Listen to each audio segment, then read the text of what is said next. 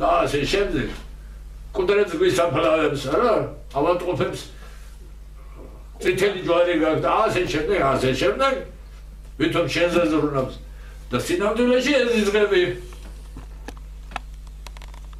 ქრისტე ეჯავრება, ქრისტეს სიტყვასაც არ ამბობს. ერთადერთი ამბერ პაიკი იყო, რომელმაც განმარტება მისცა. ეს არის ადონაი. ქრისტეს ეძახის ადონაის. და რომელსაც უწოდებს ღმერთს სხვათა შორის. რა ვქნა თუ? აბსოლუტიურ, ანუ ჩვენ მამას ვეძახით.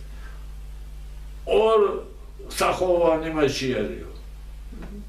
რომელიც ერთი კეთილია და მეორე ბოროტია. აი ეს კეთილია ლუციფერ. ეს მეცხრეო. და. ამე რომელიც არის სინათლის და სიკეთის ღმერთი. ეხლა აღნიშნავდნენ ზუსტად ამ დღესასწაულს. ადონაის რომელსაც უწოდებს საპირისპიროა. ეს ალბერტ პაიკის ძეგლი დგას თეთრი სახლის წინ ვაშინგტონში. ცხენზე ამხედრებული. ეიცავენ რომ ქრისტიანმა არ დააგრიოს. ეს მისი განმარტებაა. რა ვქნათ 23 ხარისხის მასონი იყო.